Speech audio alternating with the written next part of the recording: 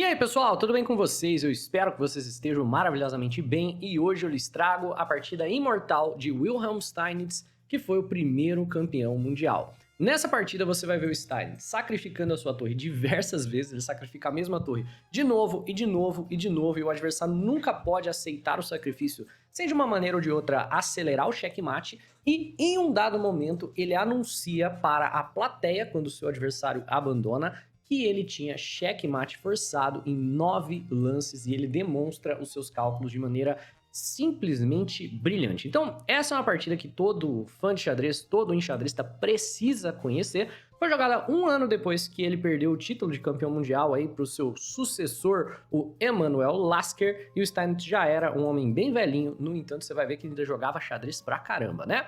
Steinitz começa aqui com o peão na casa de E4 e seu adversário Kurt von Bardeleden joga peão na casa de E5. Vem então, cavalo em F3 pressionando o peão de E, cavalo em C6 defendendo o peão e bispo em C4, abertura italiana, na qual o jogador de brancas coloca um pouco de pressão no peão da casa de F7. Aqui, Kurt von Bardeleben joga bispo na casa de C5, que é a de oco piano, e nós temos aqui uma posição bem tranquila, bem calma, os dois jogadores apenas desenvolvendo, sem ameaçar nada em especial. Por consequência, essa é uma posição de muita flexibilidade, onde brancas podem basicamente fazer o que quiser, e o Steinitz vai para a linha principal com o lance peão na casa de C3, que é um lance multipropósito.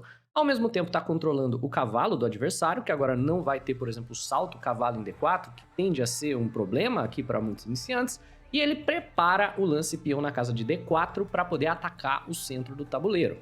O Kurt joga cavalo na casa de F6, pressionando o peão de E, e o Steinitz vai novamente para a linha principal, peão na casa de D4 atacando o centro do tabuleiro. Hoje em dia é um pouco mais comum peão em D3, apenas calmamente defendendo o peão. Esse D4 aqui pode levar a algumas posições onde brancas ficam com o peão isolado, mas você vai ver que o Steinitz está mais do que confortável de jogar com o peão isolado. Vem peão em D4, peão toma e peão toma de volta. E nessa posição, se pretas não tomarem cuidado, vão ser atropeladas no centro do tabuleiro, porque branca já tem dois peões no centro que estão prontos para avançar chutando os cavalos. Então as pretas jogam o lance excepcional bispo na casa de B4, esse lance é importantíssimo, um lance como bispo em B6 já perde na hora porque a gente começa a chutar os cavalos e as brancas têm uma vantagem muito confortável, então bispo em B4 é necessário.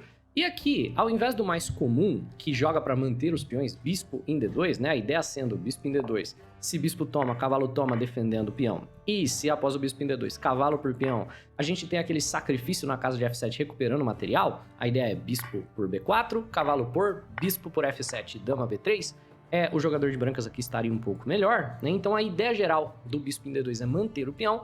Aqui o Steinitz opta por gambitar o peão de E, jogando o cavalo na casa de C3. Esse daqui é o gambito greco, tem vídeo no canal ensinando você a jogar o gambito greco, é uma abertura muito boa em nível amador, porque a maior parte das pessoas se enrola ao enfrentar esse grande centro de peões, mas a ideia geral é que o Steinitz está gambitando o peão de E e colocando numa cravada. E a ideia é para o jogador de pretas tomar esse peão, né? Essa daqui vai ser de longe o melhor lance que as pretas têm acesso. No entanto, o adversário do Steinitz aqui fica com um pouco de medo de entrar no gambito, que acaba sendo a única linha que equaliza para o jogador de pretas, e ele acaba cometendo um erro. Ele joga peão na casa de D5. E peão na casa de D5 é o tipo de lance que parece muito bom, porque quando o jogador de brancas tomar, ele vai ficar com o peão isolado, e claro que você vai ter que tomar, senão você perde o peão de E4 basicamente de graça, sem razão nenhuma para isso, mas é aquela questão.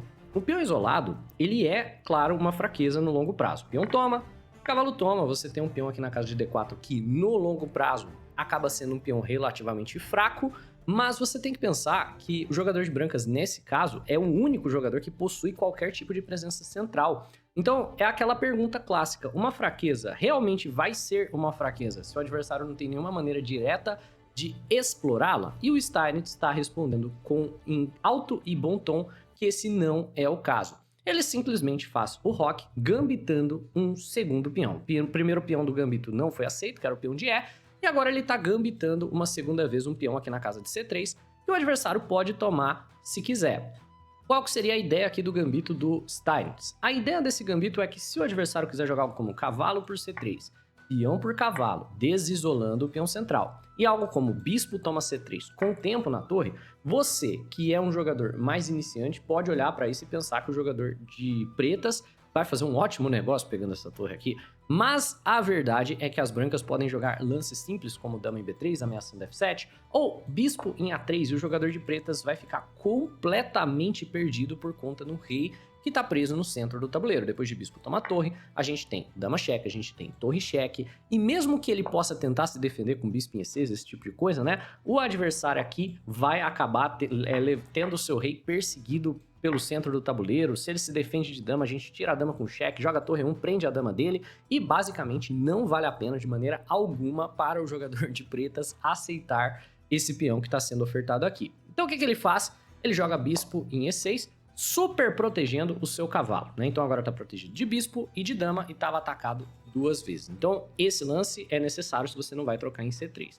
E o Steins aproveita para desenvolver com o tempo no adversário. Poderia jogar torre em 1, também vem com tempo no cavalo, mas ele joga bispo em G5, que vem com tempo na dama, e o oponente então decide trocar peças. Ele joga o bispo de volta para casa de E7, basicamente argumentando, olha, você tá com um peão isolado. Se a gente trocar todas as peças aqui nesse meio jogo, esse peão isolado vai ser uma grande fraqueza no final do jogo, certo? Exceto que o cálculo acaba não funcionando a favor aqui de maneira alguma do Kurt von Vardeleber, porque o Steinitz tem uma vantagem de desenvolvimento e a coluna E especificamente está aberta. Então, o que o Steinitz faz? Ele começa a trocar de maneira a tentar abrir a coluna E e explorar o rei que ainda está no centro do tabuleiro. Primeiro ele toma o cavalo de D5 e, obviamente, você precisa tomar de volta. Então, depois de bispo toma bispo, ele joga agora cavalo toma bispo na casa de D5. Parece que o Steinitz está cometendo aqui uma série de erros, porque se ele vai trocando material, o peão não vai ficando cada vez mais fraco. Mas é aquilo que a gente comentou. A fraqueza só é fraca de verdade se tiver uma maneira de explorar. No momento, quem tem uma fraqueza é o jogador de pretas que tem esse rei no centro do tabuleiro. E o Steinitz, depois de tomar o bispo e o adversário tomar de cavalo, assegura que o oponente não vai poder fazer o roque, não vai poder tirar o rei do centro do tabuleiro, jogando o lance simples e tranquilo, torre na casa de E1. E agora, pretas não conseguem tirar o rei do centro, não conseguem fazer o roque para nenhum dos lados, sem acabar pendurando o cavalo. E você vê que esse tipo de posição é muito sensível a tempo, ela é muito precisa. Se você desperdiça um tempo sequer e você joga um lance como A3, claro que nenhum jogador jogaria isso, você dá a chance das pretas tirarem o rei do centro, de repente, aqui o tema do peão isolado vai ser um fator decisivo e a posição, com toda certeza, é uma posição muito melhor para o jogador de pretas, que vai bloquear esse peão de cavalo, que é um bloqueador muito melhor, vai jogar um peão na casa de C6 e vai começar a colocar pressão, e uma hora ou outra o peão vai acabar caindo, porque no final, ter uma fraqueza como um peão isolado no centro é muito mais impactante do que com todas as peças no tabuleiro. Por que a posição funciona? Por conta do tempo. Torre em E1, posição muito aberta, já ameaça o cavalo, já não deixa o adversário tirar o rei do centro do tabuleiro. O adversário, é claro, joga o lance peão na casa de F6. Ele quer tirar o rei do centro de qualquer forma, seja por rei em F7, torre em E8, e a gente faz o roque artificial mesmo, né? E o Steinitz não vai deixar esse tipo de lance ser jogado, ele segue criando uma série de ameaças. Primeiro ele faz isso com dama na casa de E2. Gerando uma ameaça simples de checkmate, né? Simples, tranquilo, dama toma cavalo seria checkmate. Então ele força o oponente a recuar a sua dama para defender a ameaça de checkmate.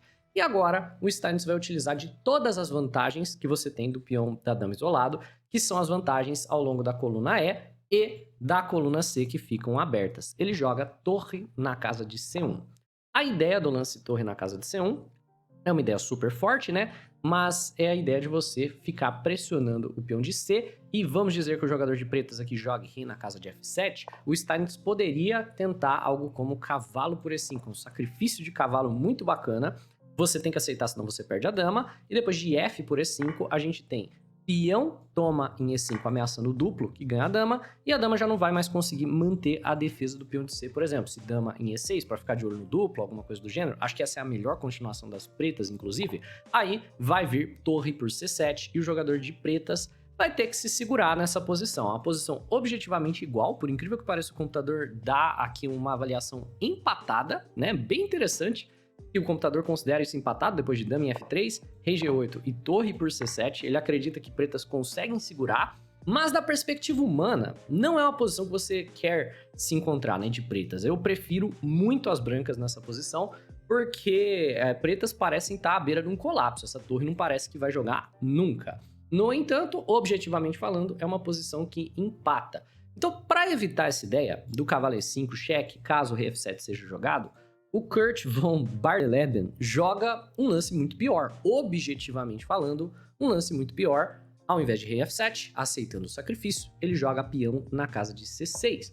Por quê? Tá preparando a ideia, tá preparando o lance. No próximo lance, ele vai jogar rei F7, cavalinho E5 vai vir, mas não vai vir com tanta força, porque não vai ter a infiltração de torre na casa de C7. Pelo menos esse provavelmente foi o cálculo que foi feito aqui pelas pretas para decidir por esse lance.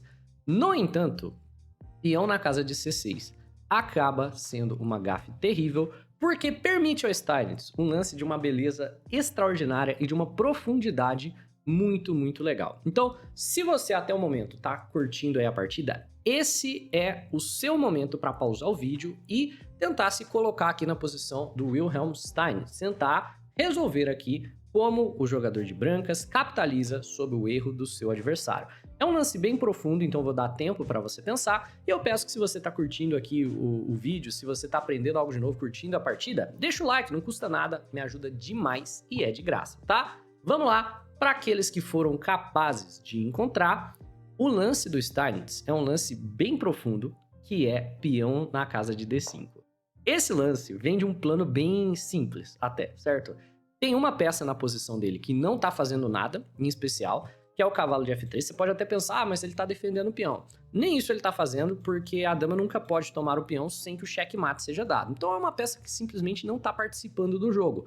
E ele quer liberar a casa de D4 para uma manobra de cavalo para colocar ele para jogar através da casa de F5. E o lance peão em D5 é um lance que mais ou menos vem com o tempo. Porque se você não fizer nada, aqui nessa posição, eu vou tomar na casa de C6, você não vai poder tomar de cavalo nem de dama, porque o cavalo tá cravado e a dama tem que defender o checkmate. Eu vou arruinar a sua estrutura de peões e eu vou renovar as ideias da torre na coluna aberta. Então, basicamente, as pretas são forçadas a tomar de peão. E no momento que o peão central dele já não é mais útil, ele força o adversário a ficar com o peão da dama isolado no centro do tabuleiro. E ele explora a fraqueza do peão isolado de maneira imediata com o cavalo em D4. Por quê? Toda vez que você tiver um peão isolado, por definição, as casas na frente do peão vão ser casas fracas. Então ele utiliza disso para essa manobra e a partir daqui é tudo forçado, não tem mais o que o jogador de pretas fazer porque são peças demais participando do ataque e a ameaça, é claro, é o lance cavalo em F5. Se tomar de dama leva mate, não pode tomar de cavalo, não tem outra maneira de trazer uma defesa para o cavalo. O adversário então joga rei na casa de F7, dessa maneira cavalo em F5 deixa de estar ameaçado que tomaria de cavalo, mas ele ativa o cavalo da mesma maneira com o cavalo em E6. E é um lance muito forte que vem com duas fortes ameaças. A primeira, mais óbvia, mais clara, é torre C7, certo? Infiltrando a torre na sétima, atacando a dama, atacando o cavalo. E a segunda ameaça seria em cima do peão de G7, com lance dama na casa de G4, ameaçando tomar em G7. Vem, torre em C8 por parte do oponente, e o Steinitz joga dama em G4, ameaçando tanto o peão de G7, que nesse instante pode ser capturado, né, caso o adversário não faça nada, mas gerando também uma segunda ameaça forte, que é a ameaça de tirar esse cavalo daqui com cheque, com um ataque descoberto na dama, que está sem defesa.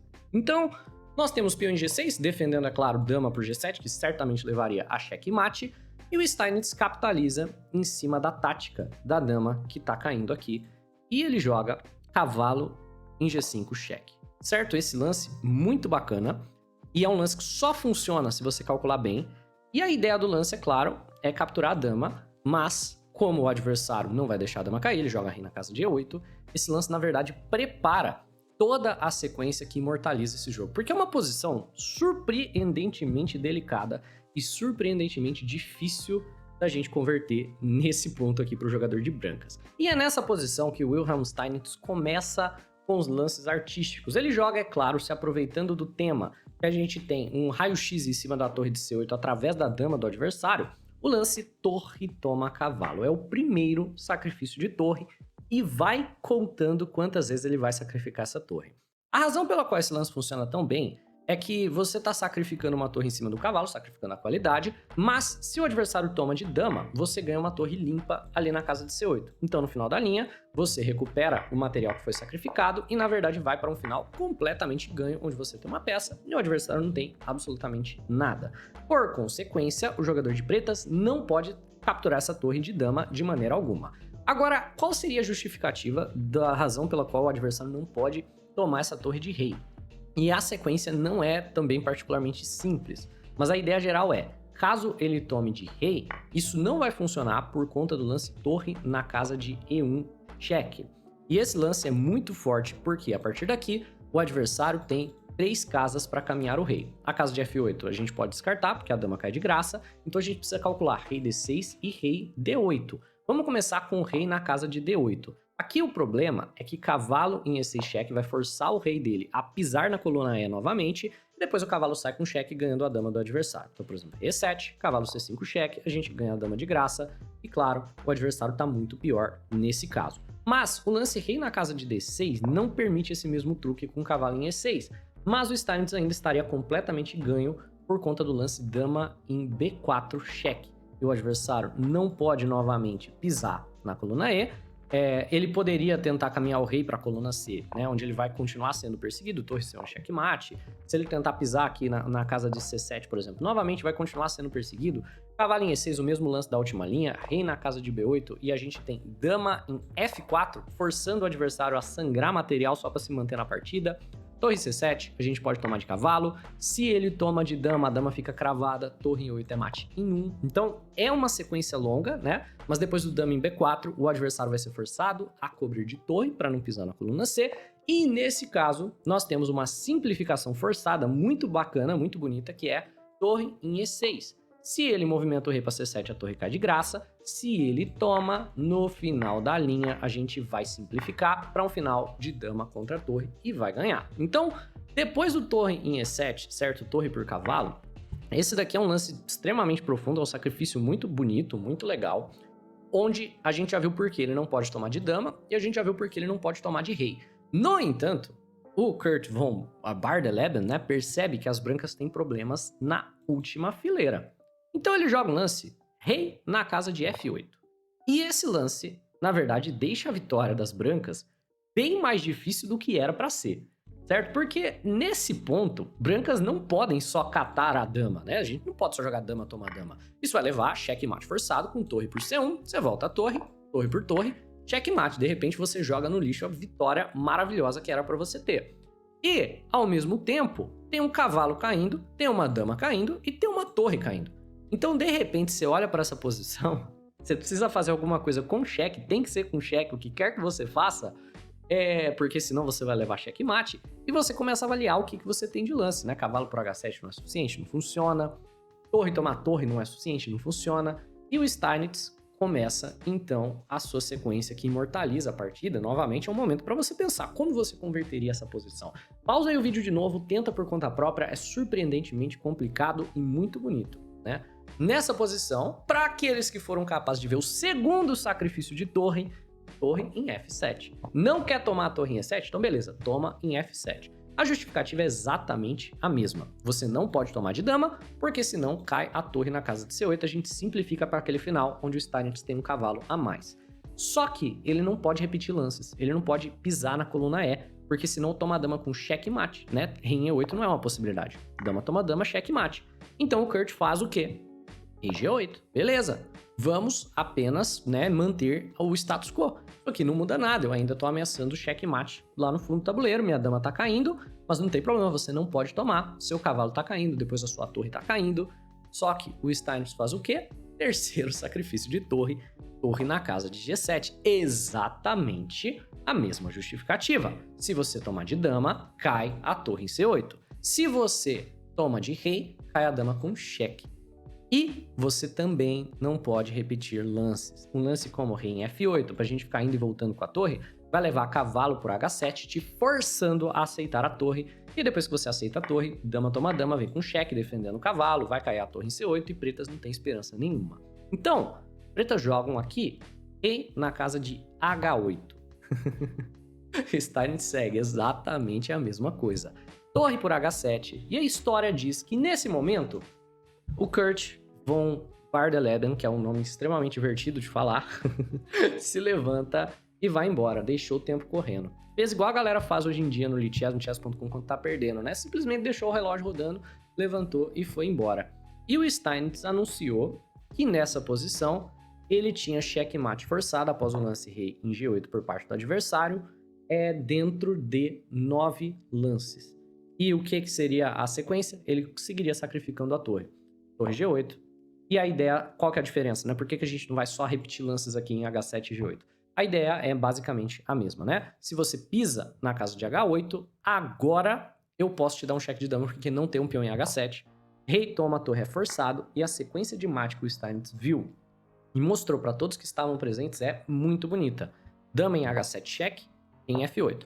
Você ainda não pode tomar a dama. Muito bacana, você não pode tomar a dama, porque senão você leva mate. Então você tem que dar um jeito de tomar a dama com cheque ou forçar checkmate de rei, de cavalo e dama, né? E é justamente o que o Steinitz faz. Não posso tomar a dama? Beleza. Dama em H8. O adversário seria forçado a jogar rei E7.